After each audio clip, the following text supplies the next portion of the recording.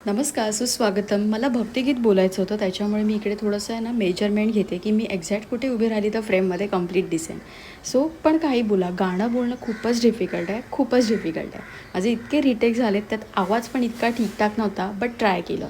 दुपारच्या जेवणासाठी गव्हाची भाजी, डाळ आणि भात. वरण भात भाजी तर कम्फर्ट फूड, बट ते खाल्ल्यानंतर अचानक तब्येत बिघडली. तरीसुद्धा पूर्ण किचन प्लॅटफॉर्म आणि भांडी क्लीन नीट करून ठेवली. नाकातून पाणी, गळा खराब, सगळंच खराब, डोकं पण दुखते, फिवर पण आहे. अवघ्या 2-3 दिवसावर गणपती आहेत. मला रिस्क नव्हती घ्यायची, म्हणून मी आणि मम्मी निघालो डॉक्टर जाण्यासाठी. बरं या मातोश्रीने तुम्ही नीट बघून घ्या, कारण लोणचं खाल्ल्याने नेक्स्ट लेवल खोकला सुरू झाला. म्हणजे काही होऊ दे, जग इकडचं तिकडे होते, पथ्य आम्हाला पाळायचंच नाहीये. म्हणजे जे नाही खायचं आहे ते खायचं आवर्जून, आणि जे खायचं आहे त्यावेळी ढुंकून सुद्धा बघायचं नाही, असा आमचा विषय असतो नेहमीचा. आमचा मीस मम्मीचा. विचार केला थोडं हळदीवाला दूध घेऊन ॲटलिस्ट थोडं रिलीफ मिळेल, बट कसलं काय, पण पाणी येते खूप. म्हणजे हे नाकातून पाणी गळते, सर्दीसारखं वगैरे आहे, डोकं दुखतंय खूप. टाकीतलं गरम करून पियाचं. ते पण आता मी काय खाल्लं पण नव्हतं थंड. बाहेरचं हे होतं ना गाणीतून वगैरे. व्हायरल.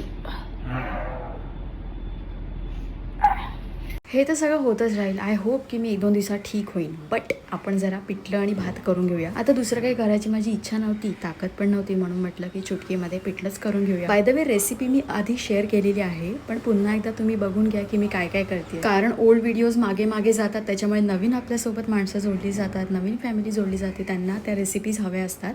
त्याच्यामुळे ही रेसिपी तुमच्यासोबत पुन्हा एकदा शेअर करते. बरं, पिठलं तांदळाच्या भाकरीसोबत उत्तम लागतं, आणि कोथिंबीर तर यामध्ये हवीच, बरोबर ना. पिठलं भात गरमागरम करून झाल्यानंतर हालत ओव्हरच खराब झाली आहे.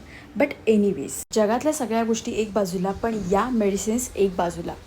असो, माझं तर असं सुरू आहे, ते तर होईल ठीक, बट तुम्ही सुद्धा तुमच्या तब्येतीची काळजी घ्या. गणेशोत्सव येत आहेत. Take care all, bye.